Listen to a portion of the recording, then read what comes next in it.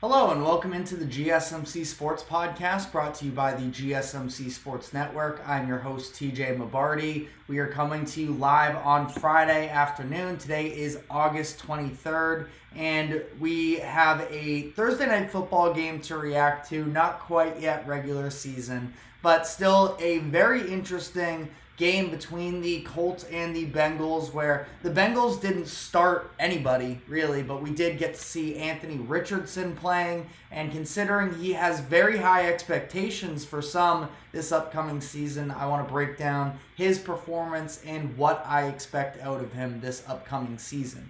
We are then going to be diving into some of the buzz surrounding Jets quarterback Aaron Rodgers, who is potentially going to be entering his final NFL season, will be a Hall of Famer, first ballot without a question, but will he be able to lead the Jets to a winning season and putting together a year that Jets fans have been desperately hoping for the past decade plus? We will then be finishing off our NFC South previews by looking today at the Tampa Bay Buccaneers, the 2023 division winner, talking about whether they can repeat success this year, and we will then from there talk about all of the 2023 division winners. Every year we have shakeups of teams falling in and out of the playoffs. This year, or in today's show, we're going to be talking about which teams this year could go from a division winner to out of the playoffs. And then finally, to wrap up the show, going to be diving into my predictions for the 12 playoff teams in college football. So a whole lot to dive into, but before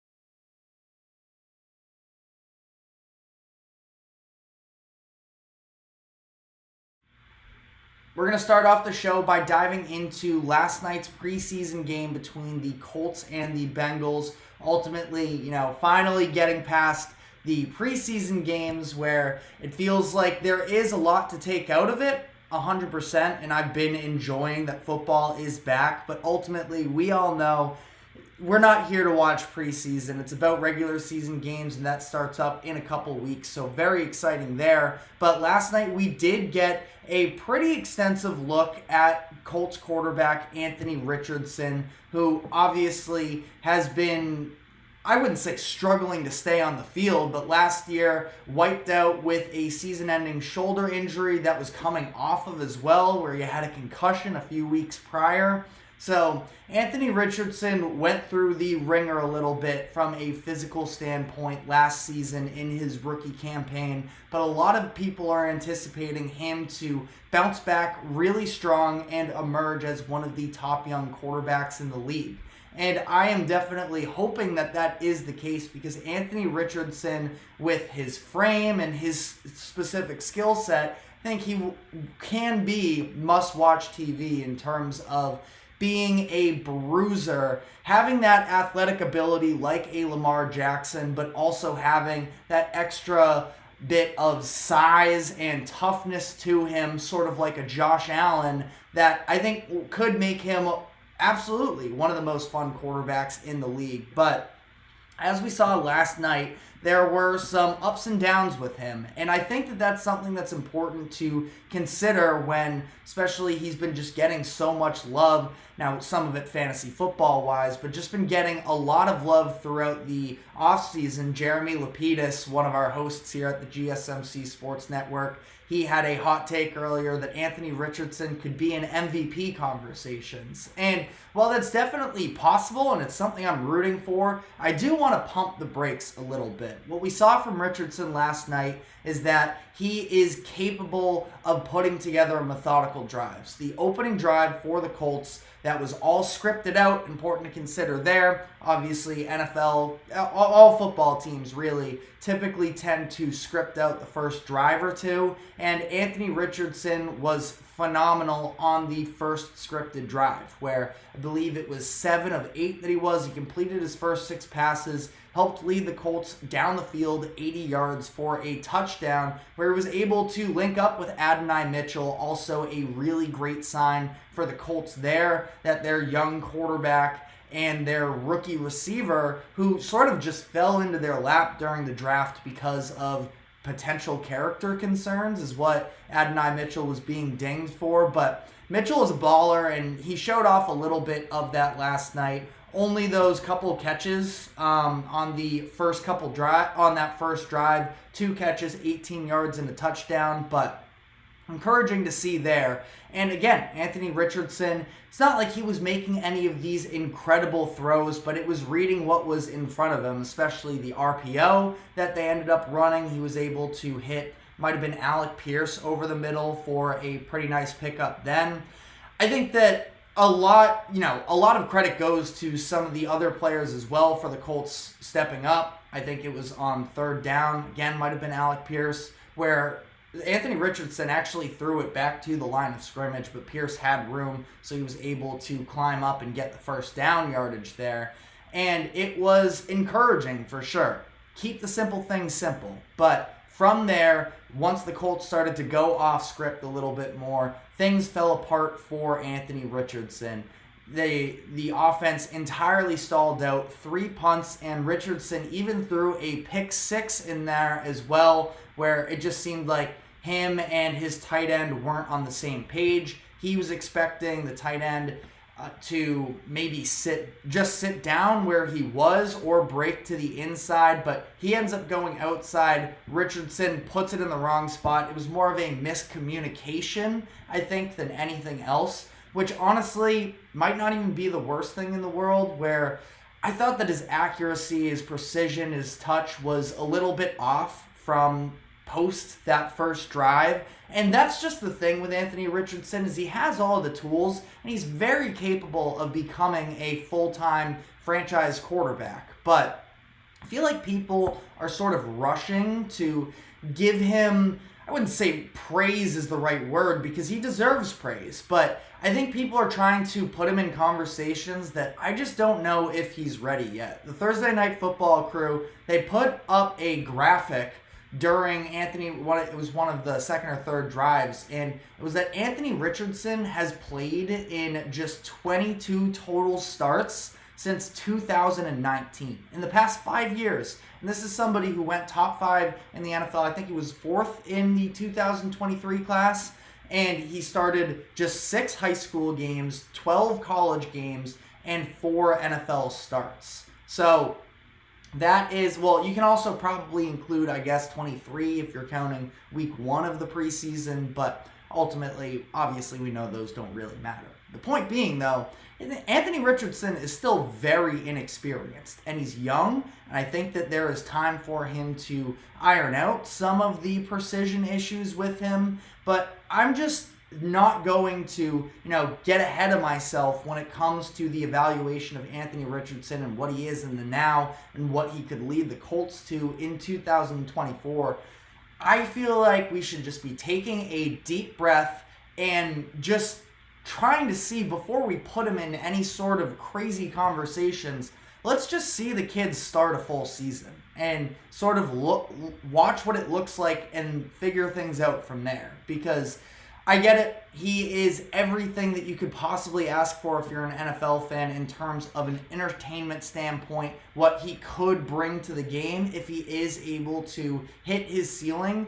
But again, we have not seen extensive experience from Anthony Richardson, and with that, you're going to have a lot of errors along the way.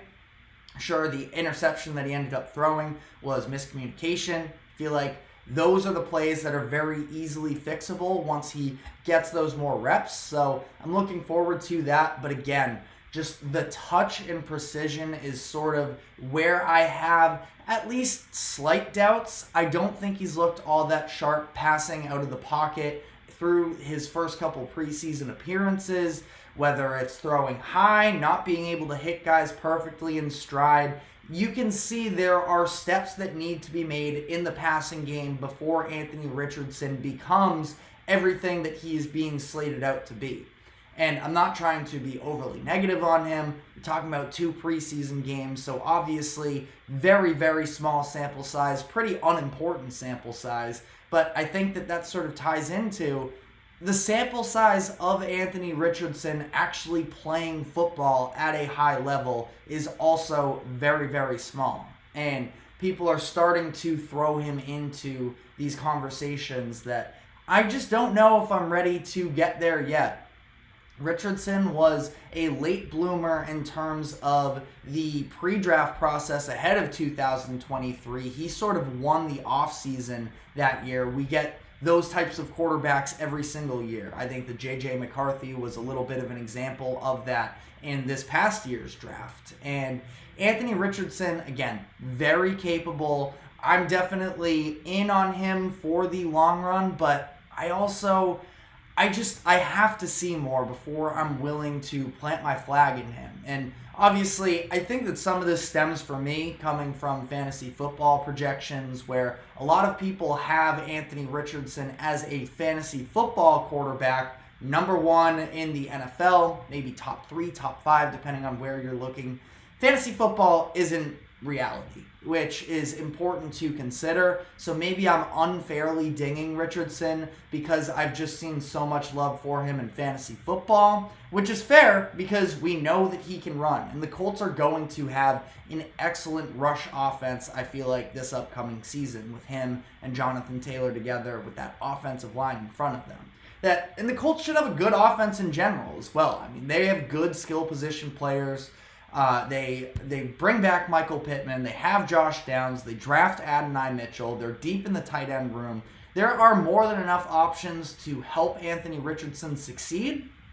But I think we're going to see a lot of rough moments from him, honestly, this upcoming season, which doesn't have to be an indictment on who he will forever be in the NFL. But I do feel like it's just something that I think I'm just walking a lot more cautiously with Anthony Richardson conversations than a lot of other people seem to be. But let me know in the comments section what your thoughts are on Anthony Richardson and what expectations should be asked of him in 2024. Because I think the bar should be much lower. Let's just see the kid play, and then we can start to have some conversations. But I think he's, to some degree, being set up for failure a little bit by the way he's being talked about. But again, maybe I'm just being too picky. You let me know in the comments section. But finally, excited to get past these preseason games. We'll definitely be talking about them early next week because it's football. We love football. But, NFL right around the corner, the regular season is. So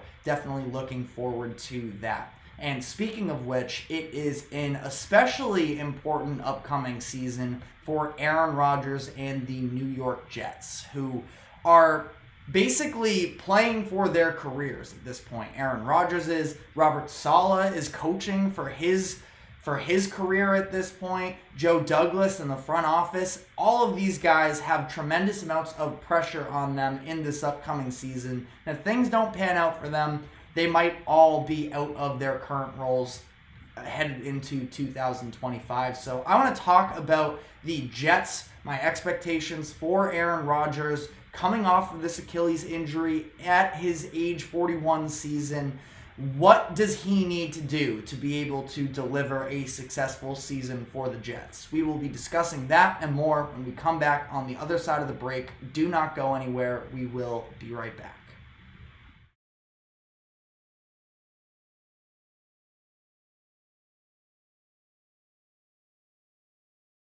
In the world blind, please Lord give me a sign, a sign.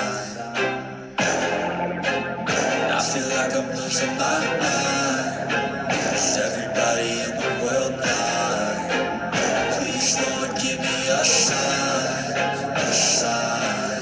I wanna be the greatest. Everybody on the fake shit. I look around and feel like everybody is the fakest. I make this every day and I'm impatient, hoping one day I blow up from the basement. Statement, the top is so vacant. I don't hear shit that I think is amazing. Waiting for my day when I'm playing sold out shows for 1,000 faces. Hey, give me that crown, get in my way and to be put down. It ain't your place, all this my town. If I want that shit, then I'll get it right now.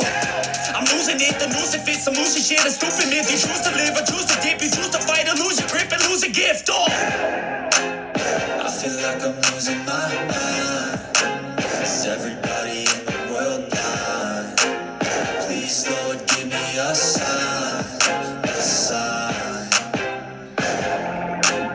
I feel like I'm losing my mind. Is everybody in the world blind?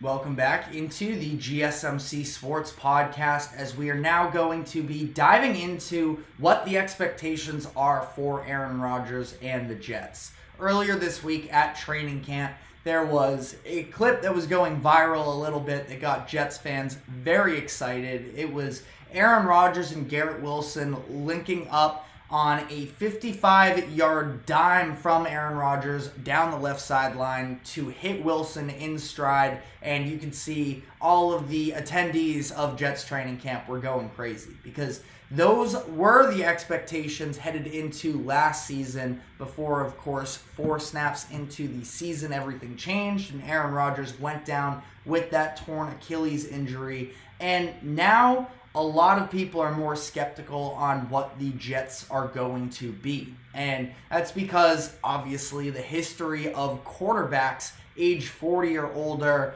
already is not good. We see quarterbacks, we've been through the list multiple times here on this show of some guys not even make it to 40 years old, Drew Brees and Peyton Manning being some of those that the history would show that time eventually catches up with you. And to some degree, I think that's kind of what happened last year. Obviously, it's a freak injury for what happened to Aaron Rodgers, but at 40 years old, your body just can't take the same explosive movements that they once could. So that's definitely a concern with Aaron Rodgers, especially added to the fact that Rodgers had probably the worst season, and obviously a very high bar is the reality with Rodgers, but ultimately probably his worst season of his career that he's been fully healthy when we last fully saw him in 2022.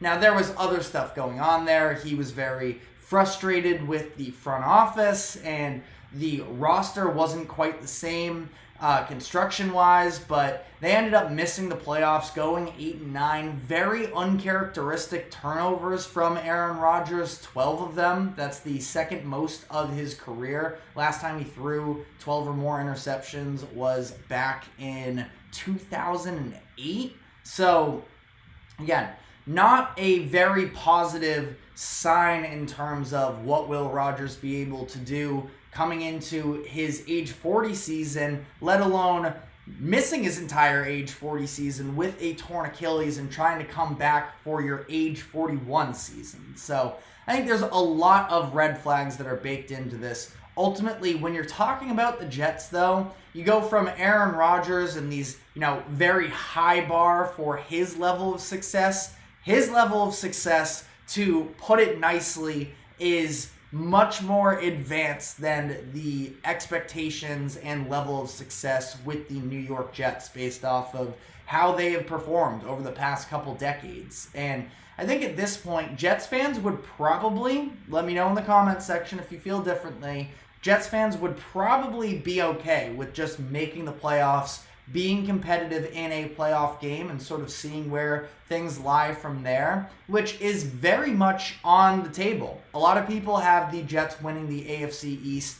I have a little bit more hesitations with that personally, because I don't think that the Bills are going to fall off quite as much as other people do. You still have the Dolphins. It's a tough division. But that being said, the Jets have been able to, these past 2 years with Zach Wilson and others in the starting quarterback position, they've been able to at least stay alive in the playoff hunt late into each of the past 2 seasons. So ideally, you just need somebody in Aaron Rodgers and anybody really, even Tyrod Taylor is the backup quarterback, just guys that aren't going to give the football game away.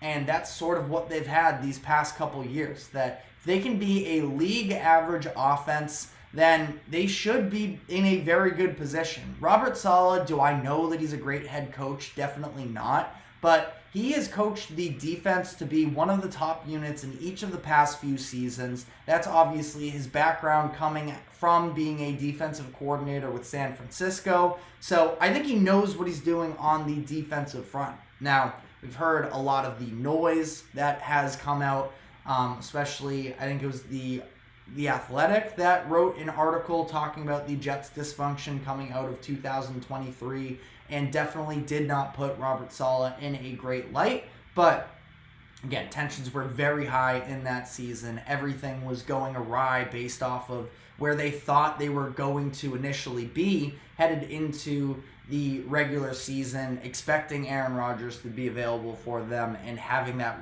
yanked away from them 4 plays into the season. So definitely not an easy situation to manage, but we'll see whether or not he is able to, hold on to his job. At this point, he's coaching for his job at this point. If the Jets have a bad season, then he knows he's probably out. Aaron Rodgers had a pretty interesting quote. It was back in May about this type of situation where he was talking about what happens if he isn't able to sort of recapture his greatness and the Jets end up having a poor season. He said, quote, "I think if I don't do what I know I'm capable of doing, we're all probably going to be out of here." And that's in reference to himself, probably head coach Robert Saleh, general manager Joe Douglas, and more as well. So it's going to have to be, and it might already be, a little bit of cleaning house for the Jets, even if they do have success. This feels like it is probably Rodgers' last season, which if he ends up turning out a good year, he definitely is going to want to come back. I think he is fueled a little bit, at least a little bit, by Tom Brady playing to 45 years old or whatever it was, that he's going to want to, and especially with the personality that he is, he wants to break the stereotype and sort of be an outlier in terms of the what history would say happens to quarterbacks aging, that he wants to be sort of above the rest. This is a guy who was talking about how he was going to return from his torn Achilles injury in the same season, which was always, frankly, ridiculous. But, irrational confidence. It's something you do sort of want out of your quarterback. And Rodgers is going to do absolutely everything he can to, except for pass on a trip to Egypt. But, he's going to do everything in his power to make sure that he and the Jets are in the best possible situation, the right, headspace to be able to go and prove the doubters wrong. And I think they actually have a pretty solid offense. Now, in terms of receivers specifically, you don't see a lot of depth there, which I do think is a concern. It was a concern for them last year that was sort of swept under the rug. Now, they at least were able to sign Mike Williams to a 1-year deal, so if you get him fully healthy, that's definitely a huge plus for the Jets. But again, I have some concerns at wide receiver, but the offensive line is definitely improved over the past year. They bring in John Simpson and Morgan Moses from Baltimore. They signed Tyron Smith to a one-year deal. They draft Olu Fashanu in the first round to try and add some depth at the offensive line as well. Elijah Vera Tucker is a good player. I think that the Jets will be able to protect Aaron Rodgers for the most part. I think that's another thing when you look back to his 2022 season. It seemed like Rodgers was throwing it away a lot quicker than he usually does because he was trying to avoid taking hits. That's obviously a very important thing for him. We saw that with Tom Brady as he was sort of closing out his final years. So I think their offensive line is at least league average at this point. Now, we'll see if that does hold up, but I think their running game can also be really good, and that's obviously also very dependent on their offensive line. But Breece Hall, one of the best running backs in the NFL, who obviously is dual threat in the pass and the run game, but crazy acceleration and explosiveness from him. And then they end up drafting Braylon Allen in what was the 4th round, running back out of Wisconsin. And Braylon Allen is a specimen. 6'1", 235 pounds, very big for a running back. And he is just so fun to watch go. And I think that he can add a very real new element to this Jets team if they're going to, at some point, have to be ground and pound and short yardage. I think Braylon Allen is going to definitely carve out a role for himself with the Jets this year. And like I mentioned, so that's the offense that's obviously the most relevant to Aaron Rodgers, but the identity of this Jets team the past couple years has been defense, and they should still be able to produce at a very high level. Very talented, specifically secondary between Sauce Gardner and DJ Reed. Michael Carter as well is a little bit underrated. That's an incredible cornerback group. Their front seven is pretty strong as well. So, I think that they have a great opportunity to, but truthfully, I do have some real hesitations putting stock into Aaron Rodgers in his age 41 season. I understand this is a Jets team that should be competitive every single game because of their defense, but I'm definitely not sold on the idea that clip that I mentioned earlier, that is going to be the regular for him, that he looks like the old Aaron Rodgers. Maybe he does have his moments, but I think that it is going to be, a season of ups and downs. And again, the patience level of Rodgers is going to be massively important, because if he doesn't trust his linemen, if he doesn't trust his receivers, I feel like he is the type of person that would sort of disengage mentally, and things could fall by the wayside from there. But let me know what your thoughts are in the comments section. But we're now going to be taking our next break here, and when we come back on the other side, we're going to wrap up our season previews for each NFC South team. And today we have the Tampa Bay Buccaneers, your 2023 NFC South champions. So we are going to dive into the Baker Mayfield contract, the moves they made over the course of the offseason, and looking at their schedule to determine whether or not the Buccaneers can repeat as NFC South champs. So stick with us, and we will be right back after this quick break. Don't go anywhere.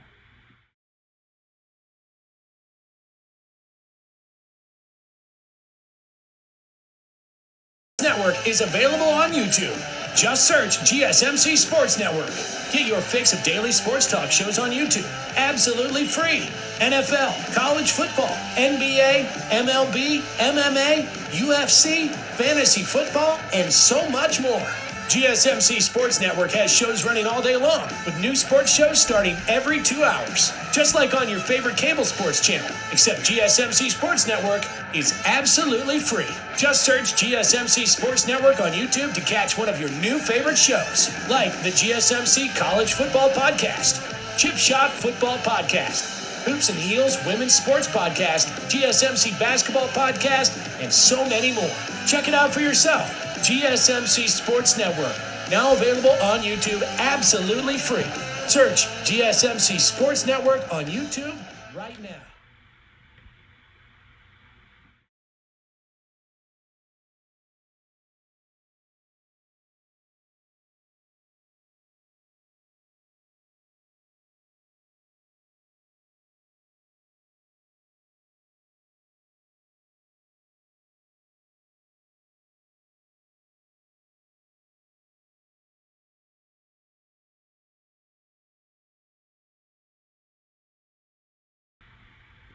All right, little technical difficulty there, but we are now diving into the upcoming season for the Tampa Bay Buccaneers, who won the NFC South in 2023 and are hoping to have similar success this year.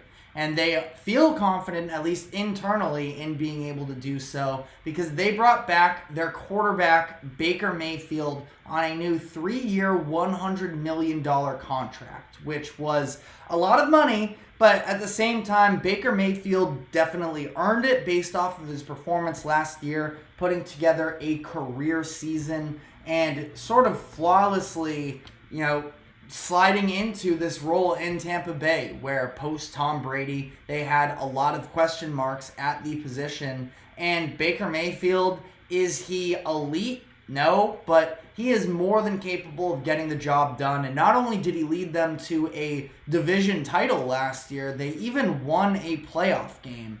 And I think that Baker Mayfield deserves a ton of credit for the level of adversity that he's been through these past few seasons after playing through an injury in his final season in Cleveland and them end up discarding him for Deshaun Watson of all people. And then bouncing around for a couple years, ending up in Tampa Bay and throwing for a career-high 4,000 yards, 28 touchdowns, 10 interceptions. I was very impressed by what Baker Mayfield was able to produce last season, and I think he can give you similar production this upcoming year. Now, it is important to note, possibly, that there is an out in his contract after this upcoming season. So if we see Baker is a flash in the pan, the Buccaneers could potentially move off of him, but I don't think that this is how it's going to play out. I think that Baker is more than capable of continuing to at least play out the next 3 years with Tampa Bay.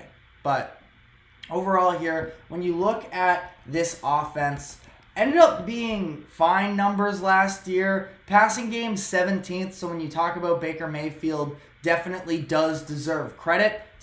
Again, though, it's not like it was this unbelievable offensive juggernaut led by Baker Mayfield. The biggest concern with their offense is the lack of a real run game. And I think that's going to be the case once again this upcoming year, where Rachaad White is a nice receiving back, but I don't know how many people are putting stock into him in terms of being a true every down running back and can get it done in the trenches. Rachaad White's a fine player, don't get me wrong, but we see 32nd in rush yards per game last year. That is dead last, and you're running into it with a very similar running back room that isn't all that talented. Outside of Rachaad White, I'm not too familiar with the names of Bucky Irving and Sean Tucker. They do have Chase Edmonds, who's currently dealing with an injury. Maybe he provides a spark for them when he ends up getting fully healthy. But again, still not a very good rush attack. Offensive line is fine.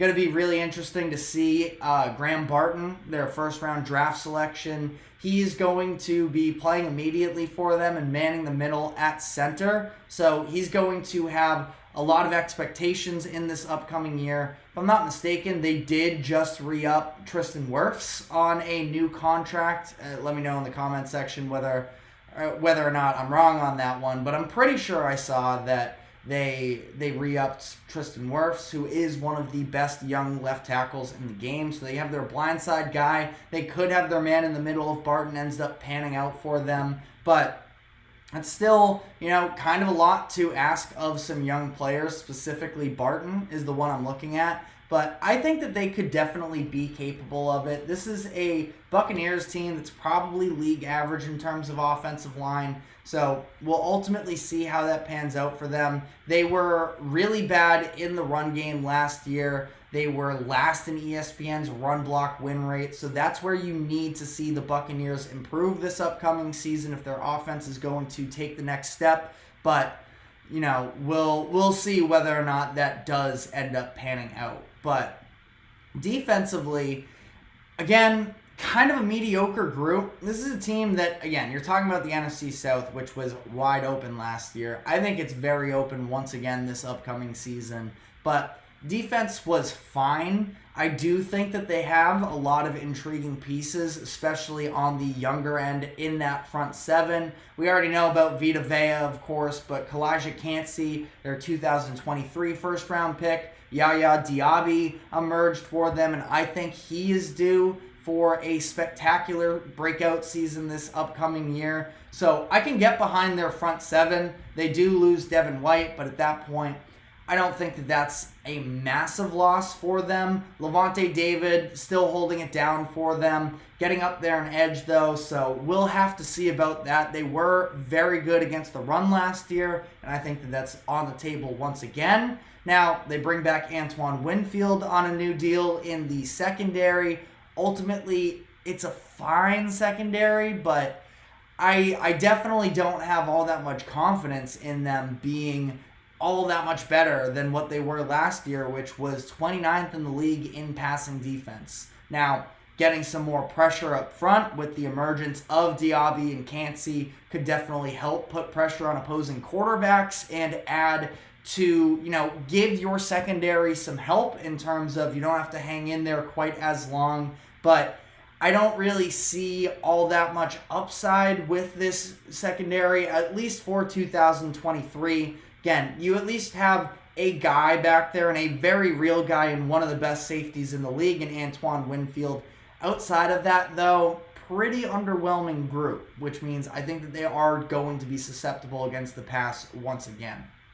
Looking at their season, I think that ultimately, it's middle of the pack in terms of strength of schedule. I think the first part of their schedule could be very tough for them. In Detroit, week 2, facing Philadelphia at home week 4, road games against Atlanta and New Orleans, home against the Ravens, and week 9 as well, going to Kansas City and then following that up with a game at home against San Francisco. The first half of this schedule I think is very difficult for the Buccaneers, and I could see them struggling out of the gates. But where this season is going to be won or lost for them is during this final stretch of the year where there are so many winnable games there, where you're playing the Giants, you play the Panthers, the Raiders, the Chargers. You play the Panthers twice, actually, post the Week 11 bye week. So those are games the Buccaneers are going to need to clean up on if they want a chance to win this division. Their over-under line is set at 8.5 games, and I have them going slightly over at 9-8, would actually match their record from last year. And that would map out the way that I view the NFC South this year, that they would be right below the Atlanta Falcons for the 2024 NFC South title.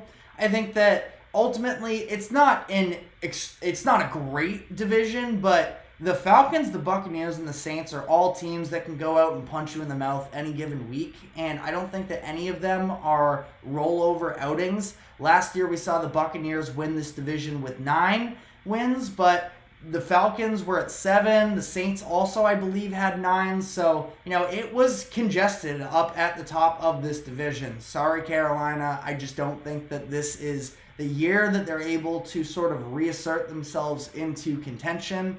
But I think that I do have the Falcons end up winning this division, and that could leave the Buccaneers out of the playoffs altogether based off of how the NFC ends up shaking out. But that being said, I want to further dive into what are the teams that won the division last season and could potentially be due for some big-time regression. So we will be diving into that.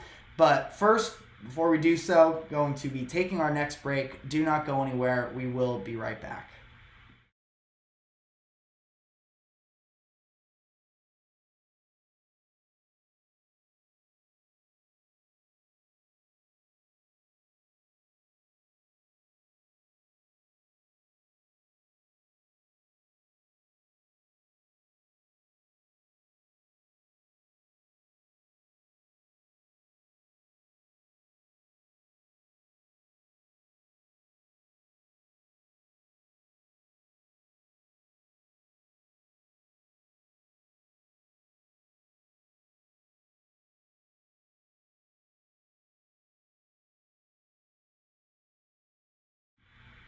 Welcome back into the GSMC Sports Podcast, as we are now going to be looking at the standings from last season and pointing out different areas in which we could see some 2023 division winners actually miss the playoffs altogether.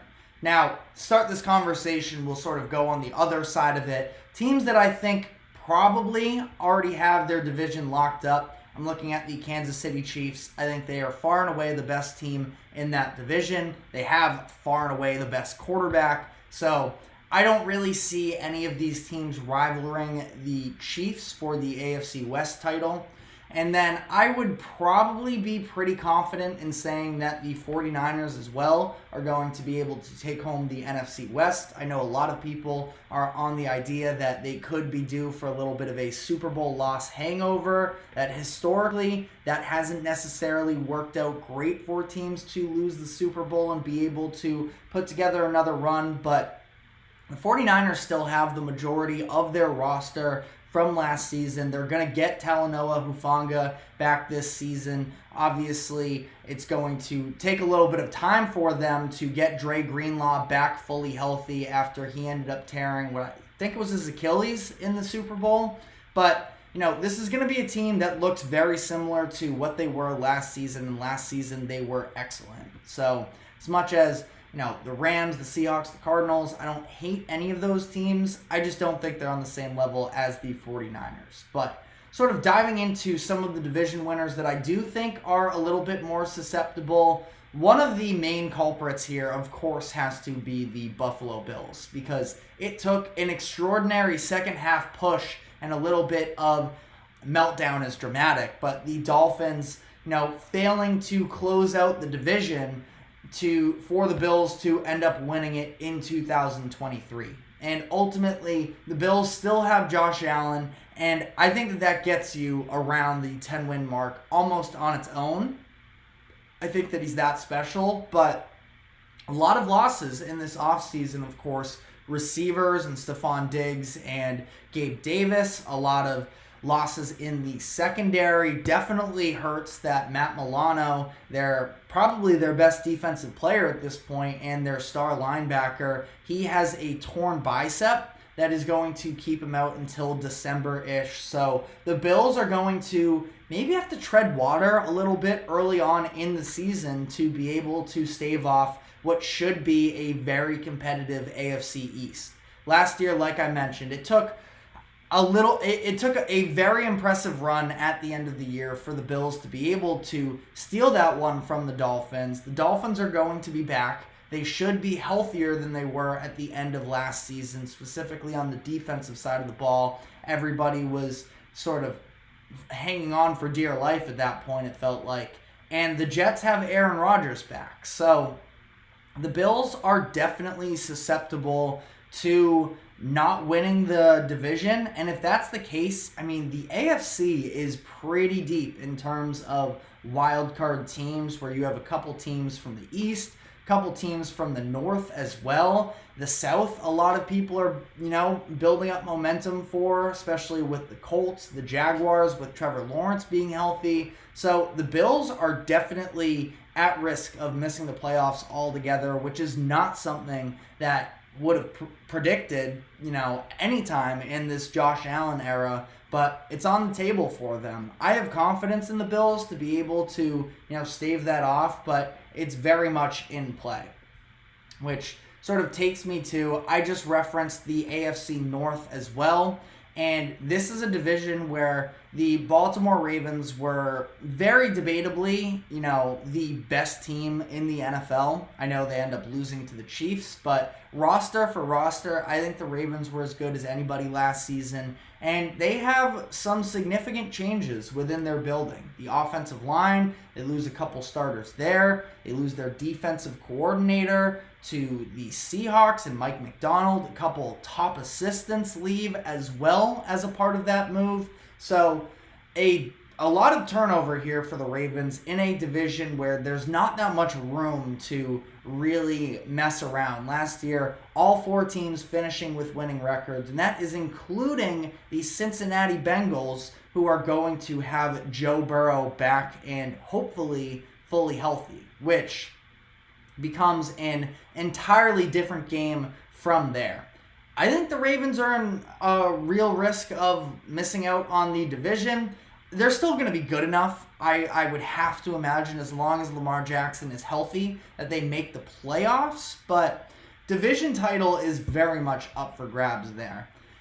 Very quickly here on the South, I kind of think the Texans are set to potentially have a letdown season, which is not what I'm hoping happens, because I want to see CJ Stroud continue to emerge, but I don't know. I can't quit Trevor Lawrence and the Jaguars. I'm definitely a pro Trevor Lawrence guy. I stand by the contract that they gave out to him. Going to 100% need more consistency from him. And the rest of the Jaguars team, I mean, it probably at this point, the Texans have probably lapped them. So, Texans, I think that it's very conceivable that they could end up having a letdown year. It's probably not where I'm going here, but at this point, you just have to understand as well that there are going to be teams that end up taking the division title. And, we never just repeat chalk-wise every single year of these same division winners. That's not how the NFL works. I think there's a lot of room for mix-up in the NFC, though, because the NFC East, the Dallas Cowboys had a very underwhelming offseason. I think that they have a bottom-tier offensive line at this point, which is something that not a lot of people are talking about. And they're definitely at risk of missing the playoffs altogether. Now, I suppose that I just did the preview the other week of the NFC East, and I did have them winning it. I'm second-guessing myself a little bit since then in terms of, well, if they're going to lose games in the trenches, that could be a huge downfall for them, because it's going to be a lot of Dak Prescott trying to, go superhuman mode, and I don't think that that's really a recipe for success for an NFL team. So the Cowboys are definitely at risk, I would say. The NFC North, with just how good the division is at this point, I think it's going to be hard for the Lions to take home another division title. The Packers and the Bears specifically, I think, are going to be on their tails a little bit. I like the Lions a lot. I definitely just have a rooting interest in terms of the story of it. But at the same time, the Packers are very capable as well of being able to, take that next step this year. They were already ahead of schedule last season, being one of the youngest, I think it was the youngest team in the NFL, one of the youngest teams in history to make the playoffs. And they ended up winning a game and probably should have beaten the 49ers in the divisional round. So there's a lot of room to grow for the Packers. The Lions, they're going to have people at their throat. Dan Campbell said it himself. There's no more sneaking up on anybody. So, teams are going to come ready to play when it comes to the Lions. So they're definitely at risk. I would mark them in as a playoff team. And like I just talked about with the Buccaneers, I think they're out this year. I think the Falcons end up winning this division with Kirk Cousins. I'm definitely not putting them in Super Bowl contention conversations like some other people are, but I think that they end up winning the division, and I have a really hard time imagining that this division gets multiple playoff teams just with how deep the NFC North is. I would think that both the Cowboys and the Eagles make the playoffs. Now, again, if I were to pick one of the teams to not make the playoffs, I'd maybe lean with the Cowboys as opposed to the Eagles. So, but, you probably have one wild card team from the NFC East, at least one in the NFC North, and that starts to really tighten things up in this NFC South, where during my predictions, I had both the Buccaneers and the Saints at 9 wins, playing with fire in that conversation in terms of being able to, make the playoffs with 9 wins. It's very much on the table, but I think the Buccaneers could go from a division winner and a team that won a playoff game to missing it altogether this year. And then, like I mentioned, NFC West, I think the 49ers are probably just fine ultimately. I think that, honestly, the Rams, I see them regressing a little bit. A lot of people have been getting on the Seahawks bandwagon, I feel like, is what I've seen. And I don't hate it. I like Mike McDonald a lot as a head coach. I think he's going to really shore up that defense. It's just at this point, I know Geno Smith, they wrote him off, but he didn't write back. But how much stock are we still holding into Geno Smith? I thought a lot of his flaws were evident last season, that he's not, this miracle turnaround story. He's a good quarterback at this point, but probably below league average. And I don't know. I definitely have my doubts with the Seahawks, but they could for sure be in, playoff conversations. But, let me know what your thoughts are in the comments section. We are running low on time here, so we're going to be taking our final break of the show, and when we come back on the other side, we will be diving into predictions for the college football playoffs under this new format. So we're going to be diving into all of that. But first, a quick break. Do not go anywhere. We will be right back.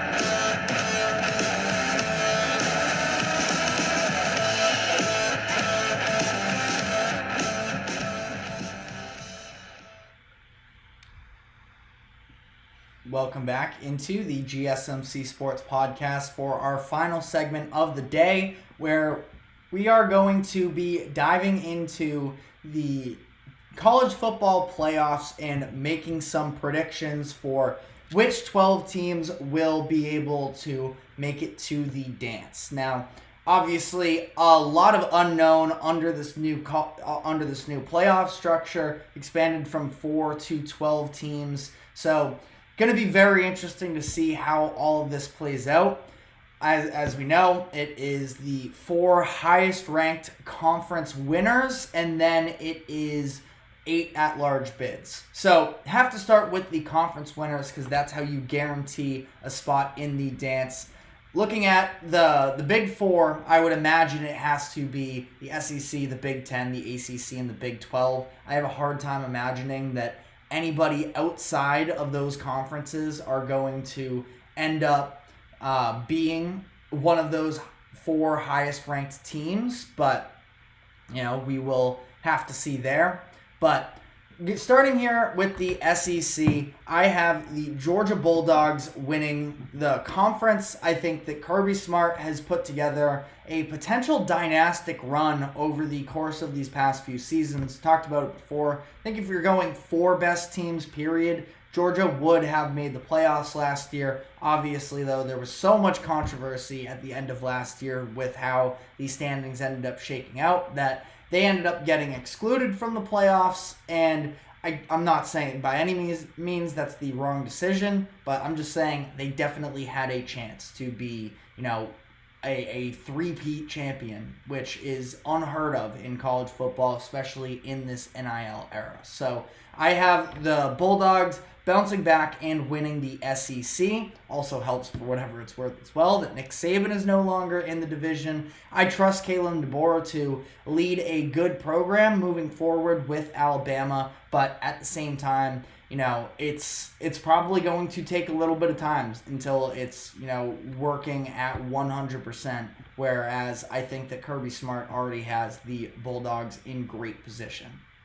Big Ten, I have Ohio State.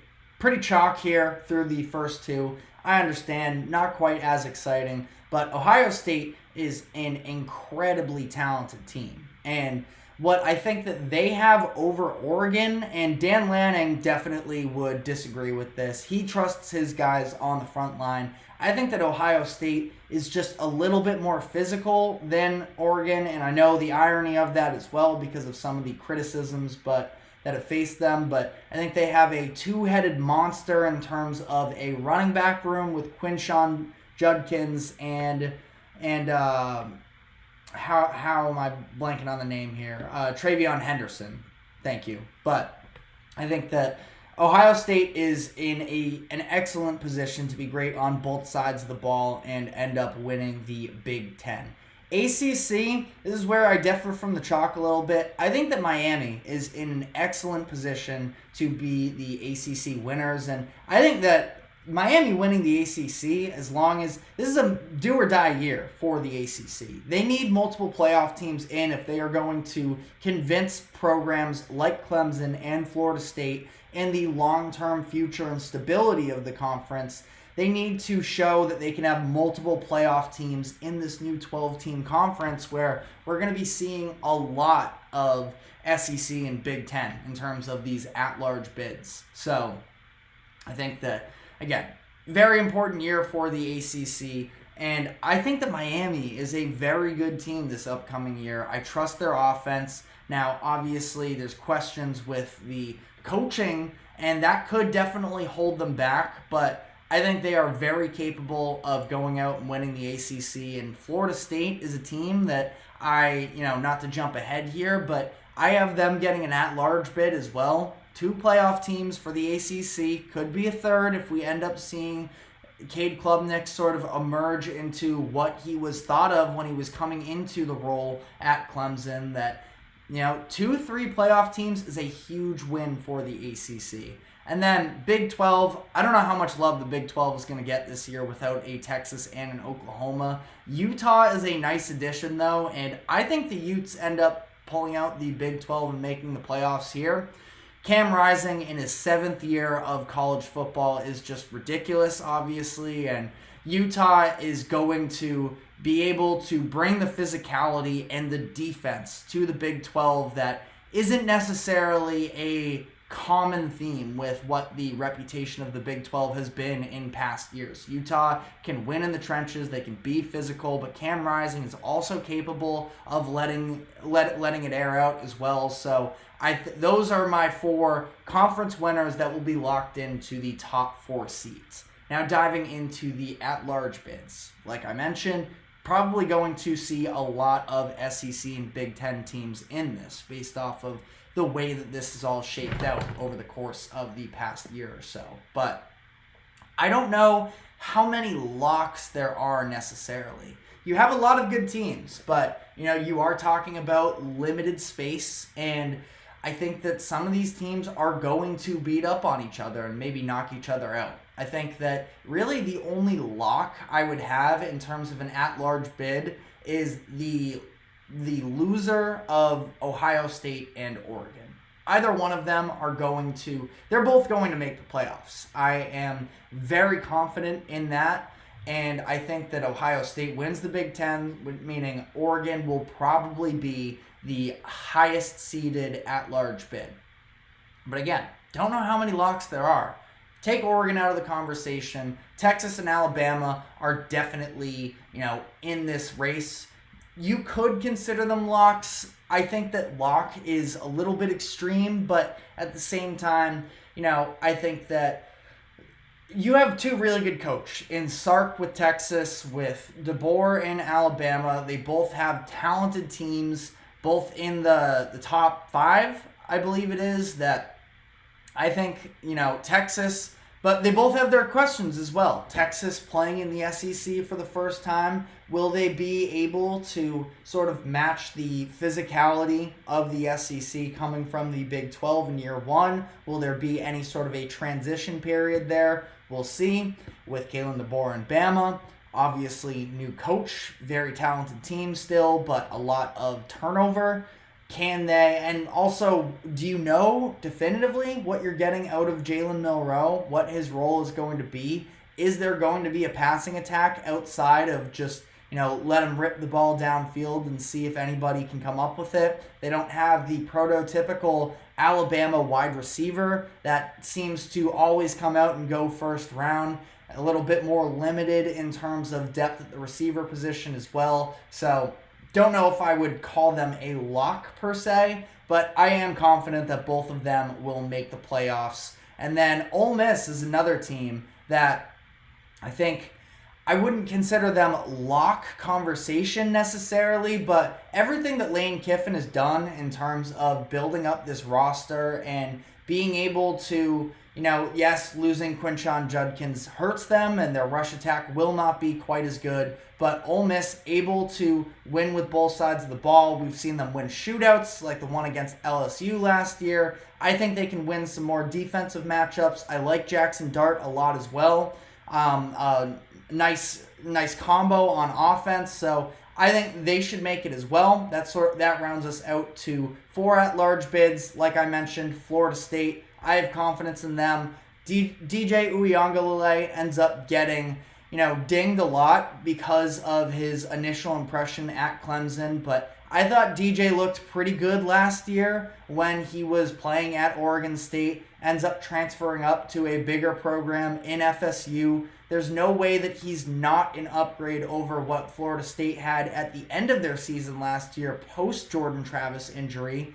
I think there's a chance that DJ can be just as good as Jordan Travis. And I know that's not a popular opinion, but I think he's going to be definitely in the mix. Florida State's a very talented roster. Again, I have them as an at-large because Miami, I have them winning the ACC. I think that Florida State should be pretty safe even without a conference title to be able to make the playoffs. But again, in this big-time, season for the ACC, couple playoff teams is what they need. But I do have them capped at 2 there.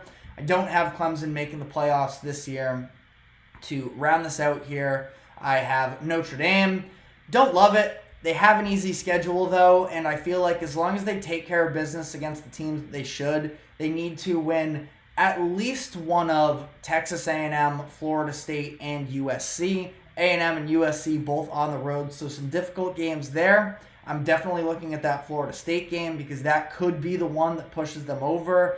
A lot of speculation on whether or not Notre Dame could make it with 2 losses. I think they would probably... They have a case for it. I think 2 losses gets really sketchy for them, and I don't think it's going to come to that. I think they win 2 out of 3 of those A&M, FSU, and USC games, but again, it gets hairy if they end up dropping multiple of those. And then last 2 teams I am putting in there are LSU and Penn. But he's a heck of a football coach. I think that they have a really good succession plan for Jaden Daniels in Nessmeyer, or I probably butchered the pronunciation there, but a lot of people really buzzing about him, reportedly had a pretty good camp. So I think LSU is going to be able to continue to produce offensively. Defensively is where you have a little bit more question marks, but it's not like they're without, playmakers. Harold Perkins, hopefully we see him have a return of what he was more so in 2022, where he is one of the best pass rushers in the country. So I have them, and then I have Penn State as well, notably leaving Michigan out of this. And I think it gets really interesting in terms of if Penn State and Michigan are sort of vying for that final playoff spot. Could Michigan get the nod based off of the fact that they won the championship last year?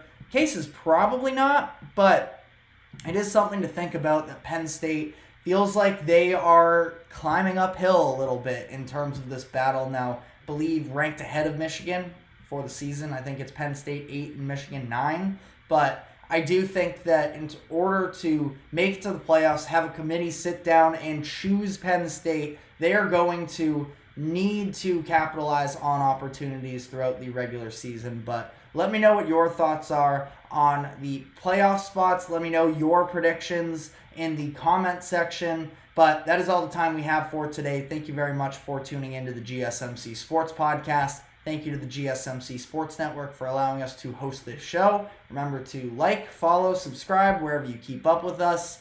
And we will be back same time as always, 2 o'clock p.m. Eastern on Monday. Have a great weekend and take care.